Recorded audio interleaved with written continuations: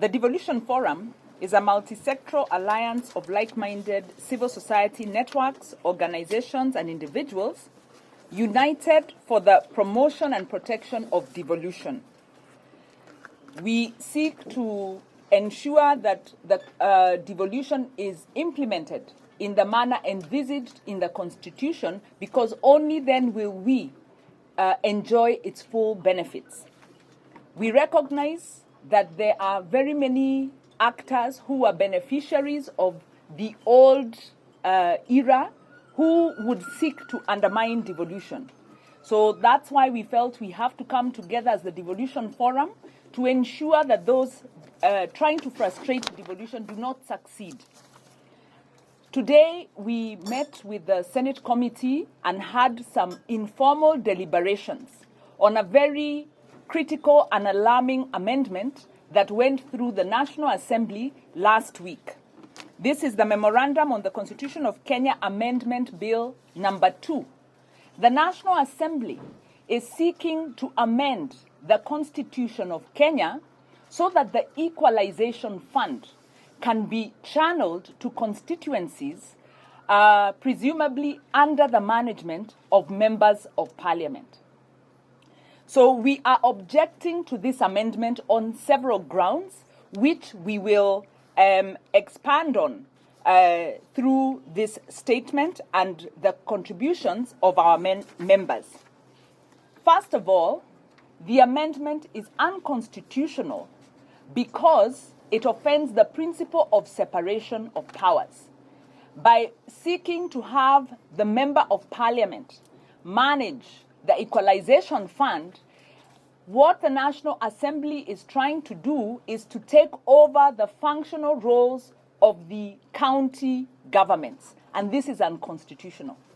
It's also unconstitutional because the constituency is not a unit of development. The units of development recognized in the Constitution are the national government and the county government, and those further and the urban areas, and those further areas that legislation will establish. Those areas are the sub-county, the ward, and the villages. And the county is the one responsible for the administration of those, or in the case of national functions, the national government is responsible. So we find it is extremely alarming when the National Assembly, the maker of laws, undermines the Constitution in this manner. We also note there is a court ruling on these very principles. A court ruling was issued in February of this year on the Constituency Development Fund. And the court pronounced itself very clearly on the need to respect the functional roles and distinctness of the county governments. It proclaimed itself that the constituency is not a unit of development, and it proclaimed itself on the issue of separation of powers. So not only is Parliament seeking to undermine the Constitution, they are also disregarding a court ruling in this single action.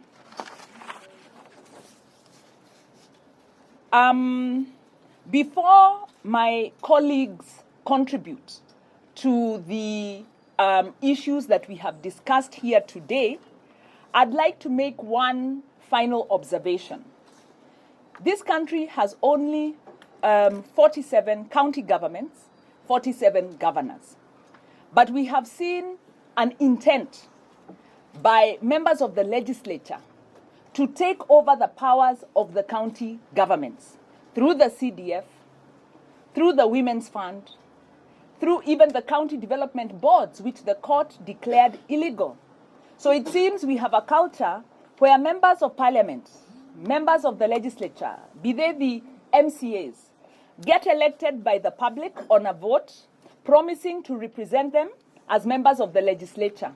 No sooner do they get into office than they want to pass laws that give them executive powers.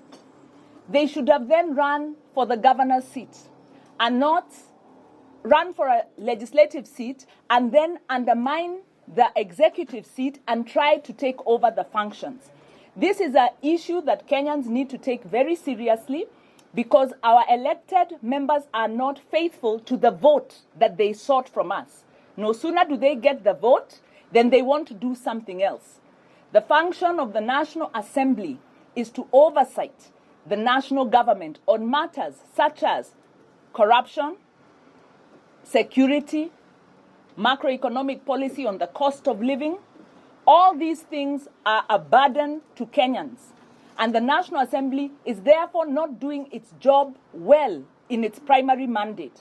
Why then is it trying to move from its primary mandate to a mandate that has been assigned to the county governments through the Constitution?